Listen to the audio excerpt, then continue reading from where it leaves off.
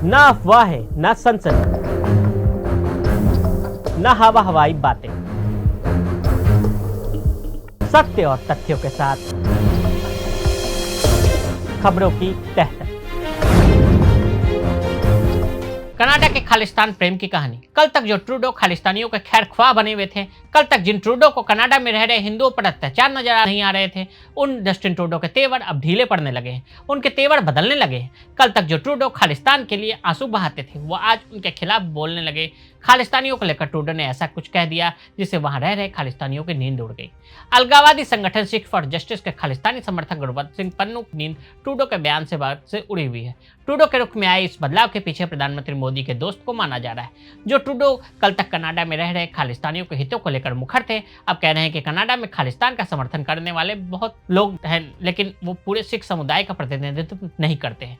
हरदीप सिंह निज्जर की हत्या के मामले को लेकर लगातार भारत के साथ अपने संबंधों को बिगाड़ता गया कनाडा, लेकिन आज आखिर अचानक ट्रूडो के तेवर क्यों नरम पड़ने लगे? इसकी बड़ी वजह अमेरिका है। वैसे कनाडा का खालिस्तान प्रेम बहुत ही पुराना है। कनाडाई राजनेता सिख चरमपंथियों को बढ़ावा क्यों देते हैं? इस प्रश्न का उत्तर माइलविस्की ने अपनी पुस्तक में दिया है। मोटे तौर पर कनाडा में वोट बैंक की राजनीति जयशंकर के संदर्भ के समान है। यह अक्सर भारतीयों द्वारा पूछा जाने वाला प्रश्न है कि कनाडा राजनेता सिख चरमपंथियों को बढ़ावा क्यों देते हैं। माइलविस्की ने इसका जवाब देते हुए शॉर्ट में इसका उत्तर दिया है कि वैसाखी दिवस पर कनाडा में 1 लाख की भीड़ को देखना आसान नहीं है। यह जानते हुए कि यदि आप मुंह बंद रखेंगे तो वे आपको वोट दे सकते हैं और फिर उसके बजाय इन सब पर बंदिशें से वोट गंवाने का डर होता है। 2021 की कनाडाई जनगणना के अनुसार कनाडा की आबादी में सिखों की हिस्सेदारी 2.1% और यह देश का सबसे तेजी से बढ़ने वाला धार्मिक समूह है। भारत के बाद कनाडा दुनिया में सिखों की सबसे बड़ी आबादी का घर है।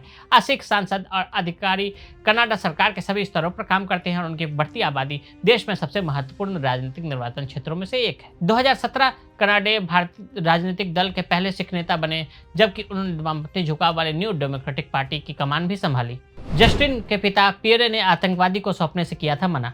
कनाडा को लंबे समय से खालिस्तान समर्थक और भारत से आतंकवाद के आरोपी उग्रवादी आवाजों के लिए एक सुरक्षित पनाहगाह माना जाता रहा है। टेरी मिलिस्की ने अपनी पुस्तक blood for blood 50 years of the में लिखा है कि खालिस्तानी चुनौतियों के प्रति नरम कनाडाई प्रतिक्रिया 1982 में ही भारतीय राजनेताओं के निशाने पर थी, जब प्रधानमंत्री इंदिरा गांधी ने इसके बारे में प्रधानमंत्री पियरे ट्रूडो से शिकायत की थी। जस्टिन ट्रूडो के पिता पियरे ट्रूडो कनाडा के प्रधानमंत्री थे। इसी दौरान इंदिरा गांधी भारत की प्रधानमंत्री थी। उस दौरान भारत में उमड़ रहे खालिस्तानी आंदोलन के मद्देनजर उन्होंने खालिस्तानी तलविंदर सिंह परमार के भारत प्रत्यर्पण की मांग की थी, लेकिन पियरे ट्रूडो की सरकार ने यह कहते हुए इसे खारिज कर दिया था कि भारत ब्रिटेन की रानी को कॉमनवेल्थ का हेड तो मानता है लेकिन सदस्य है, इसलिए वो किसी भी तरह का प्रत्यर्पण नहीं करेगा, इसलिए कॉमनवेल्थ प्रत्यर्पण संधि लागू नहीं कर सकते। बाद में 23 जून 1983 को कनाडा में रहने वाले खालिस्तानी आतंकियों ने एयर इंडिया के विमान में बम रखकर उसे उड़ा दिया था, जिसमें 329 लोगों की मौत हो गई थी। कनाडा में खालिस्तान आंदोलन क्यों जारी है? यहाँ यह ध्यान रखना महत्वपूर्ण है कि सभी कनाडाई सिख खालिस्तानी समर्थक नहीं है और अधिकांश प्रवासी सिखों के लिए खालिस्तान कोई हॉट ट्रेंडिंग टॉपिक नहीं है। मिलिस्की ने पिछले साल DW को बताया कि कनाडाई नेता सिख वोट खोना नहीं चाहते, लेकिन ये गलत सोचते हैं। खालिस्तानियों का अल्पसंख्यक समुदाय कनाडा के सभी सिख है। मिलिस्की ने प्रवासी भारतीयों के भीतर खालिस्तान के समर्थन को पंजाब की जमीनी हकीकत से जुड़ाव की कमी के कारण पाया।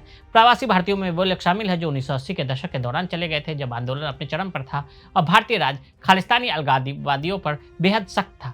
इस दौरान कई अतिरिक्त न्यायिक गिरफ्तारियां और हत्याएं भी हुई थी। अगर आप भी लेना चाहते हैं देश दुनिया की तमाम जानकारी, तो आज ही सब्सक्राइब करें हमारे चैनल को।